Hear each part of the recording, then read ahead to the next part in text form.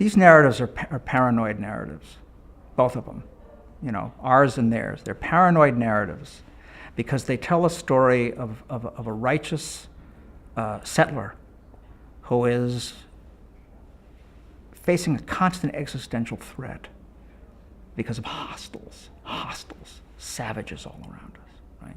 I mean, this was the view of some of the Puritans on the Mayflower, not all. And it's the view of many in Israel, right? It's important to understand, though, that this view of oneself is actually crucial to all successful propaganda practice.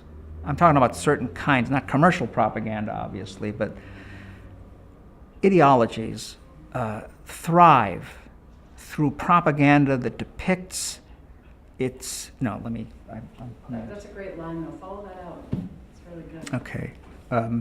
Ideologies of all kind have flourished through a propaganda that appeals to people's sense of victimhood. This is not something the Israelis invented, okay? And after all, the Jews have gone through an unspeakable historical trauma, right?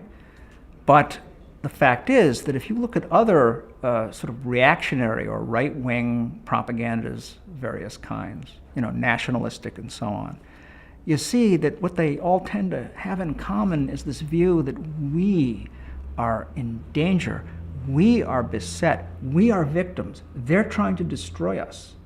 But if you go back and you look at the propaganda of the Nazis, you go back and you read Hitler's Mein Kampf, you see the same notion, okay, far less justified, but you see the same notion that the world is trying to destroy Germany, right? They tried to destroy Germany through the Treaty of Versailles, and now they're menaced with extinction by what they call world Jewry.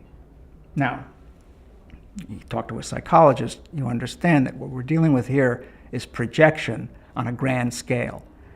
See, you're the victim, so anything you do in self-defense is okay, even though it has you acting like a monster, right?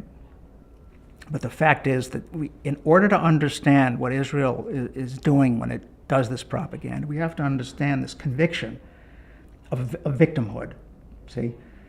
Which, from one point of view is completely unjustified because theirs is a story of continual success, really dazzling success at building a nation in a place that was hostile to them, right? But you never hear the story told that way. It's always told, even today, as the same story that they could have told before Israel was even founded, the same story that was used to justify the founding of Israel, is that these people have been tormented and persecuted all over the world, right? So I think it's very important to understand this, not just to get a handle on that particular conflict, but to understand how propaganda generally tends to work so well when it appeals to people by assuring them that they are at grave risk and therefore that anything they do to escape that risk is justified. The press serves as a simple megaphone for Israeli interests for a range of reasons, the same reasons that it serves as a megaphone for the US government and the business establishment. I mean, these things are not separate, they're the same. We don't really have anything like a free press in this country except on the margins. What we have is a corporate oligopoly, heavily dominated by its owners and major advertisers, and one that is profit-based, based on advertising revenues.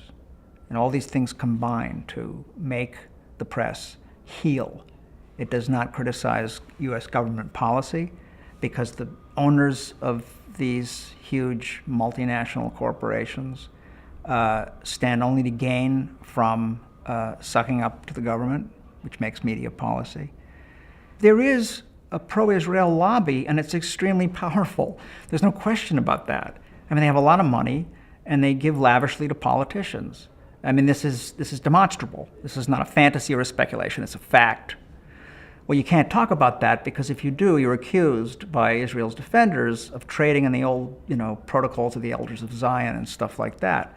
One of whose chapters, by the way, is all about the Jews planning to take over the media, So this is an old fantasy. Well,